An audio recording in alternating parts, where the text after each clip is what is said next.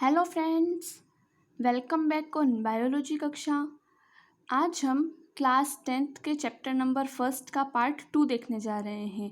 इसके पहले वाले वीडियो में यानी कि पार्ट फर्स्ट में हमने पोषण क्या होता है, संतुलित भोजन, असंतुलित भोजन, विटामिन कुपोषण और प्रोटीन कुपोषण में क्वाशियोरकर और मेरास्मस देखा था रोग, और खनिज कुपोषण के बारे में पढ़ा था।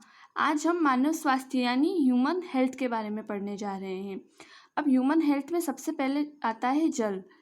जल जो होता है हम सभी की दैनिक आवश्यकता होती है। कहा भी जाता है जल है तो जीवन है। अब जल होता है, लेकिन जल को सिर्फ पीना ही काफ़ी नहीं होता है। पीने योग्य जल में कुछ विशेष गुण होने चाहिए और उन गुणों से ही जल का महत्व हमारे जीवन में बहुत ही अधिक होता है। अब पीने योग्य जल में क्या क्या गुण होने चाहिए, तो उसमें पहली बात तो कोई देखने योग्य कचरा नहीं होना चाहिए।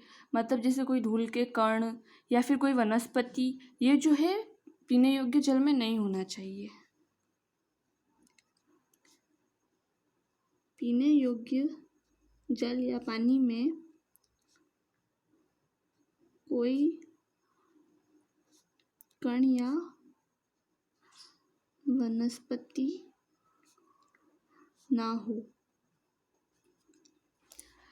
इसके बाद आता है जल का जो पीएच है वह संतुलित होना चाहिए। पीएच संतुलित हो। अब जल में पर्याप्त मात्रा में ऑक्सीजन घुली हुई होनी चाहिए।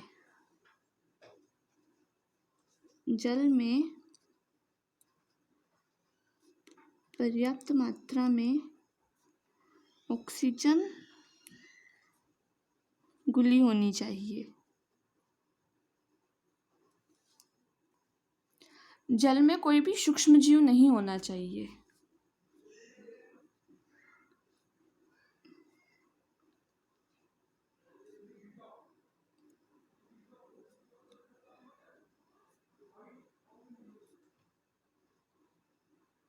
जल में कोई भी सूक्ष्म जीव नहीं होना चाहिए।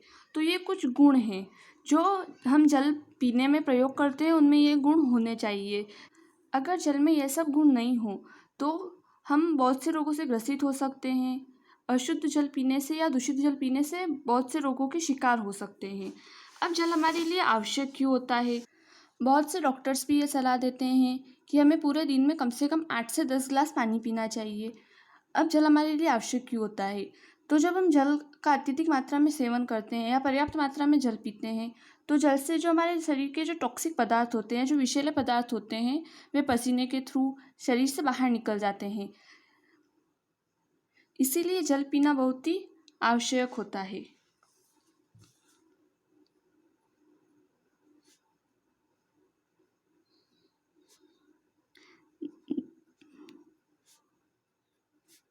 जो विषैले पदार्थ होते हैं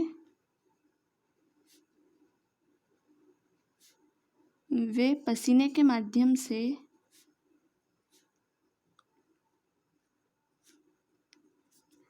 जो हमारी बॉडी होती है, हमारा शरीर होता है, उससे बाहर निकल जाते हैं।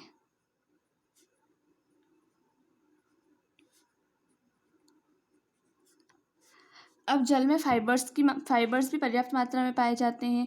तो ये जो फाइबर्स होते हैं हमें बहुत से रोगों से लड़ने की शक्ति देते हैं। ये जो होते हैं हमारे शरीर में रोग प्रतिरोधक क्षमता या इम्यूनिटी पावर को बनाए रखते हैं।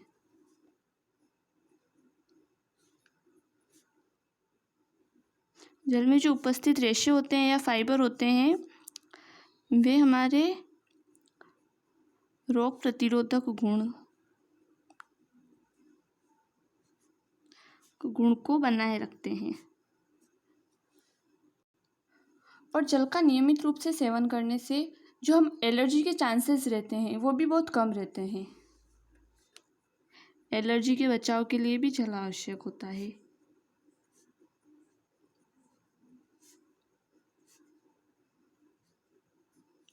इसके अलावा भी ऐसे बहुत से फायदे होते हैं जो हमें नियमित रूप से जल पीने से होते हैं। अब ये जल, अगर हम दूषित जल पीते हैं तो क्या क्या होता है? दूषित जल के दुष्प्रभाव। दूषित जल के दुष्प्रभाव। हेपेटाइटिस, फ्लू, कोलेरा, टाइफाइड, पीलिया जैसे सारे जो रोग होते हैं या कहीं ना कहीं दूषित जल से होते हैं। जैसे हम कोई जल पी रहे हैं और अगर उसमें कोई किसी भी प्रकार का कोई सूक्ष्म जीव है इन रोगों से संबंधित या इनका रोग कारक है, तो वो हमारे शरीर में प्रवेश कर जाता है और उससे हमें ये रोग होने का खतरा रहता है। इसीलिए जल हमेशा स्वच्छ होना चाहिए। अब मानव स्वास्थ्य में सेकंड आता है रक्तचाप यानी ब्लड प्रेशर। अब ब्लड प्रेशर क्या होता है? जब जो रक्त होता है या जो ब्लड होता है हमारी रक्त वाहिनियों या ब्लड वेसल्स में जब बहता है तो यह उनकी दीवारों पे दाब लगाता है और इसी दाब को ब्लड प्रेशर कहते हैं। ये जो ब्लड जो प्रेशर लगाता है रक्त वाहिनियों पे उसी को ब्लड प्रेशर कहा जाता है। रक्त द्वारा रक्त वाहिनियों की दीवारों पर लगाया गया दाब रक्तचाप कहलाता है।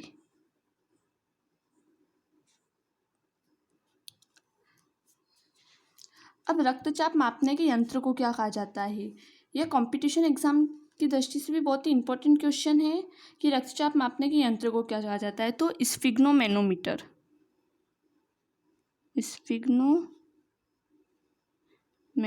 कहा जाता है। अब सामान्यतः रक्तचाप कितना होना चाहिए? तो सिस्टोलिक और डायस्टोलिक रक्तचाप 120/80 होना चाहिए। अब निम्न रक्तचाप, यदि हमारा रक्तचाप निम्न होता है तो क्या होता है? जब रक्त का प्रवाह कम हो जाता है, मतलब रक्त जो है हमारी धमनियों की दीवारों पर बहुत ही कम प्रेशर लगाने लगता है, तो क्या होता है? इससे क्या होता है? रक्त का प्रवाह कम हो जाता है। उससे ब्रेन, हार्ट, किडनी जैसे जो इंपॉर्टेंट ऑर्गन्स होते हैं हमारी बॉडी के, वहाँ तक ऑक्सीजन पर्याप्त मात्रा में नहीं पहुँच पाती है, जिससे ये अंग धीरे धीरे डैमेज भी हो सकते हैं। और यदि रक्तचाप निम्न नहीं है और उच्च हो गया तो क्या होता है? धमनियों में दाब अधिक होता है, वह चिंता, क्रोध, ईर्ष्या, भ्रम आदि का कारण हो सकता है। और ये होता क्यों है? तो जैसे कि मैदे से बने पदार्थ खाने से, चीनी, अचार, इन सभी का अगर ज़रूरत से ज़्यादा हम उपयोग करते हैं तो रक्तचाप उच्च हो सकता है। अब रक्तचाप को कंट्रोल में रखने का मतलब ना ही रक्तचाप ज़्यादा हो और ना ही कम, तो उसका इलाज क्या है? तो रक्तचाप या ब्लड प्रेशर को संतुलित रखने के लिए पोटेशियम युक्त भोजन लेना चाहिए। ऐसा भोजन लेना चाहिए जिसमें पोटेशियम पर्याप्त मात्रा में उपलब्ध हो। कैल्शियम युक्त खाना खाना चाहिए और जहाँ तक हो सके वहाँ तक हमें जो डिब्बाबंद पदार्थ आते हैं उनका सेवन कम करना चाहिए। जैसे मार्केट के कुरकुरे, चिप्स वगैरह, तो इनका सेवन जितना हो सके कम करना चाहिए। इससे ब्लड प्रेशर कंट्रोल में रहता है। फाइबर्स युक्त जो फ्रूट्स वगैरह होते हैं जिनमें फाइबर की मात्रा अधिक हो, वह अधिक मात्रा में लेने चाहिए। और लगभग 30 मिनट तक रोज़ पैदल चलना चाहिए। 30 मिनट तक लगभग रोज़ पैदल चलने से रक्तचाप में भी आराम रहता है, रक्तचाप संतुलित रहता है और बाकी की बहुत सी बीमारियों से भी राहत मिलती है। तो फ्रेंड्स, आपको यह वीडियो कैसा लगा कमेंट सेक्शन में ज़रूर बताएं और अगर आपको यह वीडियो अच्छा लगा हो तो लाइक करें और ऐसे ही और वीडियोस के लिए चैनल को सब्सक्राइब करें। इसके आगे आने वाले वीडियो में हम नशीले पदार्थ या टॉक्सिक सब्सटेंट के बारे में पढ़ेंगे जो इसी चैप्टर के आगे के टॉपिक्स है। तो फ्रेंड्स, मिलते हैं अगले वीडियो में।